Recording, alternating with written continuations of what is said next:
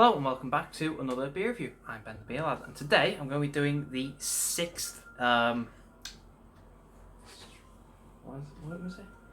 Sinnister Brew, I thought it was. The sixth Sinnister Brew, 7 Seas beer. This one is the Mediterranean Imperial Stout, and this is Plantation Rum, barrel aged with AmburanaWood, I think. Yeah. This is 12%, and this is can 199 out of 372.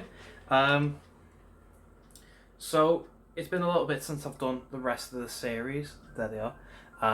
They had to brew them again. Well, not again, but they had to brew them, these new ones. And then they also had to get the percentage right because they canned them all, and it turned out the percentage was wrong, so they had to redo the cans and stuff. So it's kind of they've been sat about for a little bit until all this stuff's gone through. But yeah, here it is. This one looks like it's a collaboration with Otherworld Brewing. Oh no, it's not. They just can it at Otherworld Brewing. They mention that on all the other cans, but they don't actually put the logo. But there it is. That's what their logo is. Well, that's what their yeah, that's what it looked like. Can art's exactly the same. The guff, I'll quickly read. It's mostly the same as the other ones, but because it's been a little bit, I'll read this one. So this one says, Gypsy brewed, barrel aged and canned at Otherworld Brewing in Dalkeith, Scotland. This is part of a series of 7 Imperial Stouts aged in different barrels using the same base beer.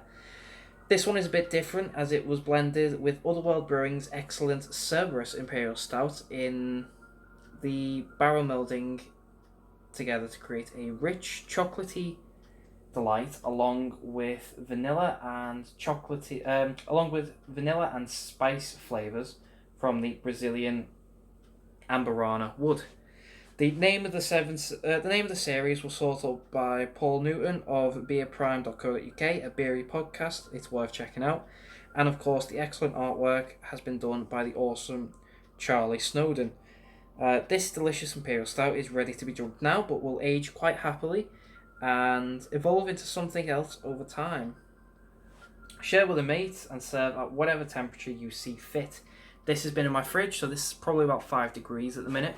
I'd rather do it cold and then let it come to room temperature, and I can see what it's like as it progresses, and get a bit of depth as it progresses. Yeah, that's all the guff. Apparently this is actually, so it's blended, so it's not just Sinnister Brew's beer, it is actually Otherworld beer as well, so this will be a nice interesting one to get into. Best before on this is May 2028. Yep, that's it. That's all the stuff, so let's crack it open, see what we got. It says on the side it was canned in May of 2023. But it's now August and it's only been out a couple of weeks, so I don't know what they've been doing for a couple of months, sitting in a basement somewhere or something, but hey ho. Anyway, so there's our beer. I've got this lovely jet black beer with a really, really dark tanned head. It's got a nice bit of alcohol lacing on the glass. No floaters yet. Actually, is that just carb? That's just carb. Yeah, no floaters yet, but I haven't entered the can. Looks lovely. Let's get a smell and see what we get, shall we? It smells like rum. Very, very quickly smells like rum. Chocolate, vanilla. Yeah, but you can smell this rum barrel. It's very, very nice, that. It's woody, smoky. Smells sweet, but also slightly bitter. It smells really nice. Let's get a mouthful for body and carb.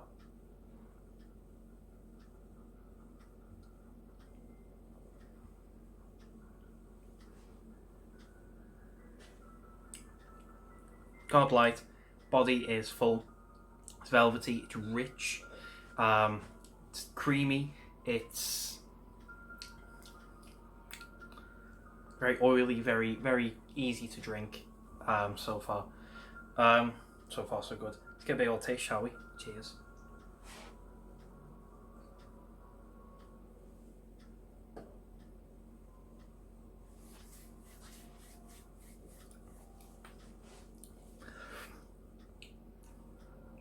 So the rum's a bit harsh on the taste, on the flavour, compared to the nose. It's a bit more than I thought it was going to be. Flavour wise, it's very, very nice. It starts off with the wood, AmburanaWood, I think it is, but it's got this woody taste to it, which would be the barrel. It moves on. It's quite chocolatey, it's quite creamy. It's like drinking a chocolate milkshake for a little bit. You get this a nice dark chocolate richness and bitterness. You get the nice creamy sweetness from like milk chocolate, and that moves into a nice vanilla. Not overpoweringly vanilla. You still got the chocolate, but it moves and it's got a bit of vanilla into it, and it just adds this little extra sweetness, which is nice. And then it goes back down into this sort of bitter, dark flavour. So you got your roasted malts, you've got your dark chocolates that just sticks around, that doesn't go anywhere. Your rum starts to come in there. You got that wood again, the that barrel that it was aged in, and you can really tell this is a proper Imperial Stout. It's not a sweet one. It's got that sweet kick in it, which is nice, and I like that. But it's not a sweet beer throughout. It's more bitter, it's more dark, it's more rich. That's what you get from it. But the dark chocolate is one of your main flavours. It's lingering, it's a nice flavour. Pardon me. And then you get the rum at the end, like I said, with the dark chocolate, when everything comes back to being bitter and rich. The rum comes in, and I think it comes in just a bit too harsh. It just gets to the back of your throat there. It just feels like you've just took an actual shot of rum. And it sort of gives you that sort of harsh, burning, alcohol, not alcohol, but you know what I mean? If you've ever done a shot of rum or a shot of vodka or a spirit basically, and you get that really harsh, burning feeling there, that's what it comes in with. It's very over the top. A little dialed down would be great, just to give it that smoother transition into being an Imperial Stout with this nice rum flavour. It's just, like I say, a bit too much, too soon. Even the flavour of it would be good if it was gradual. It kind of hits you like a brick wall there. Whether it'll go down with the beer going into room temperature, I don't know. I think it'll become a bit more harsh as it gets more into room temperature.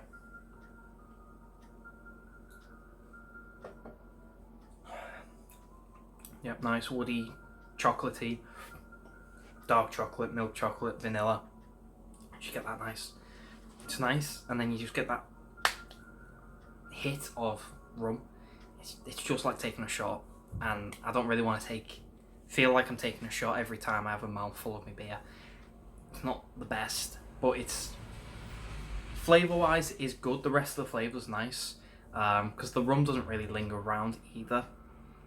It's a quick harshness of it, and then it fades out quite quickly, and you're left with the dark chocolate again, the roasted malts, and the wood from the barrel, and that's what you're left with, and that is good.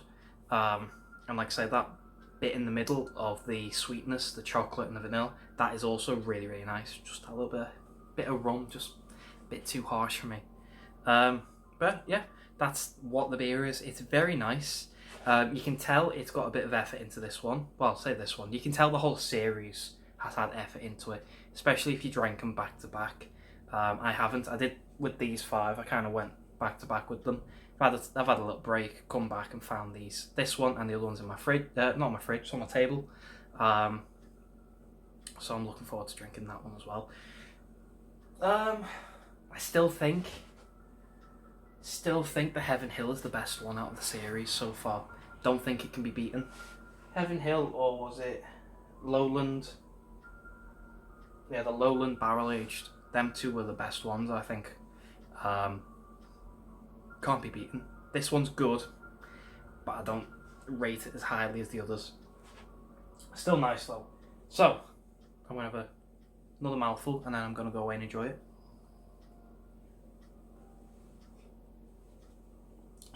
So, Sinnister Brew and Otherworld, because this is actually a collab, this one.